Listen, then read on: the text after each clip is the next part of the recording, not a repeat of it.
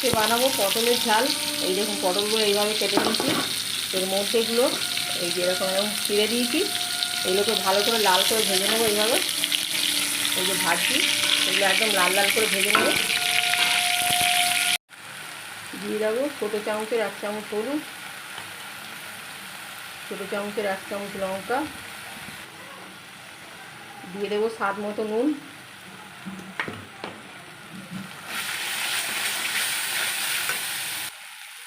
এবার দিয়ে দেবো টমেটো পেস্ট 2 চামচ,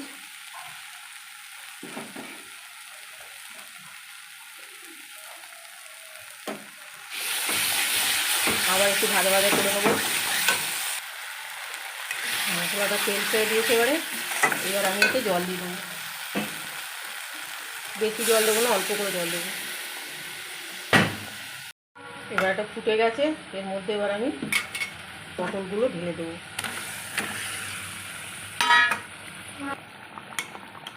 ভালো করে মিলিয়ে দেবো।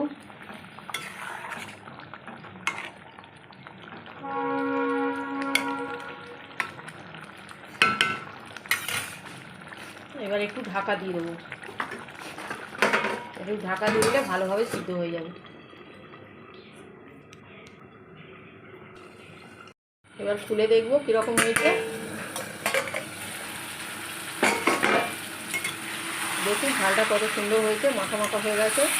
এবার এটাকে আমি ঢেলে নেবো। এটা ভেতরে সেদ্ধও হয়ে গেছে, লাল করে ভেজেছিলাম আমি ভালো করে। দেখুন পটলের ঝালটা কত সুন্দর হয়েছে, মাখা মাখা একদম গায়ে লেগেছে।